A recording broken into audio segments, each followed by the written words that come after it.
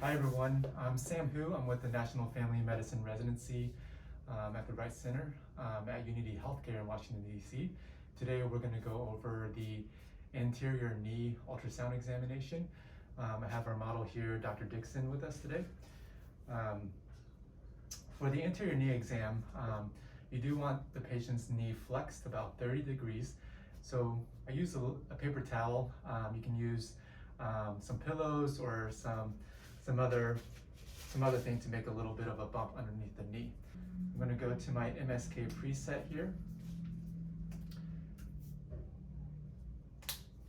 And when I'm scanning the knee, especially for musculoskeletal ultrasounds, I orient my probe so that it makes sense in my head. So you'll see that the probe marker is towards the patient's foot here because it correlates to the left of the screen.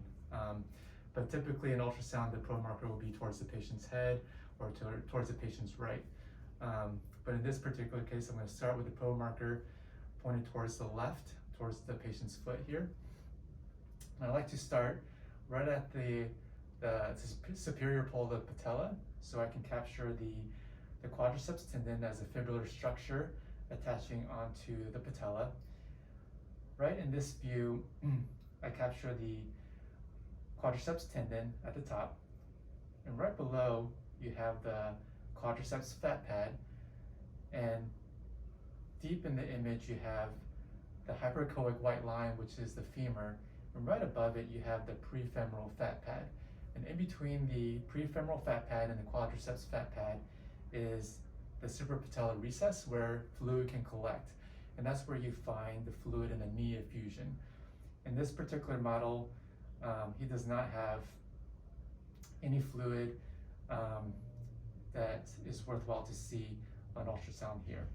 There's a trace amount, but not a significant amount to see.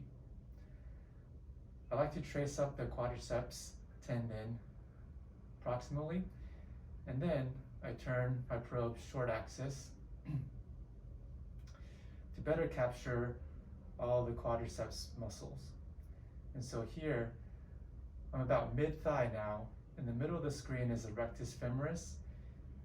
To the left of the screen is the vastus medialis.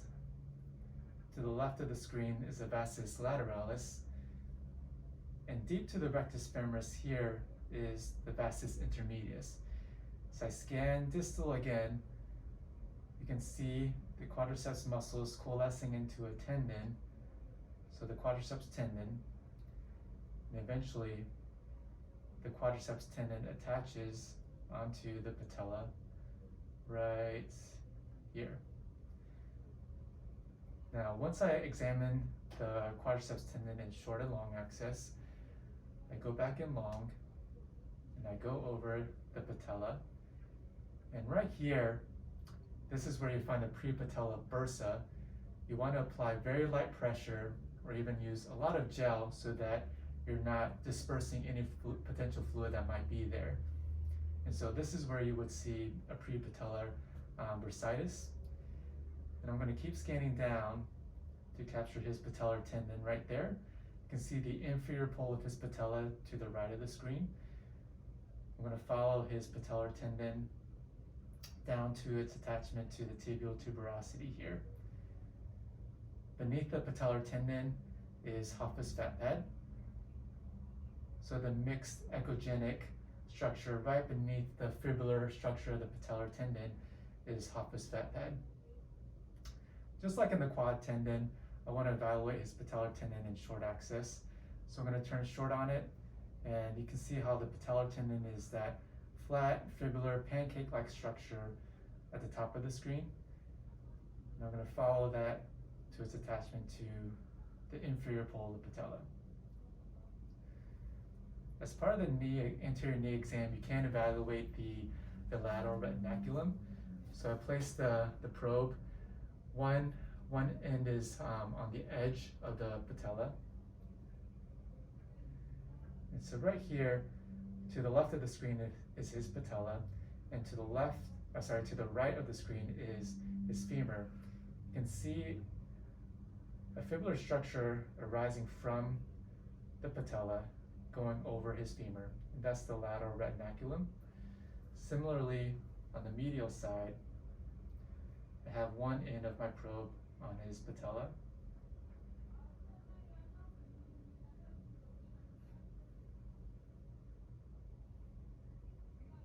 And so to the right of the screen is his patella, and then to the left of the screen is the femur.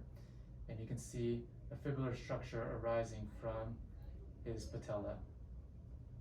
And the main component of the medial retinaculum is the medial patellofemoral ligament, which prevents the patella from dislocating laterally. And that completes the anterior knee ultrasound examination.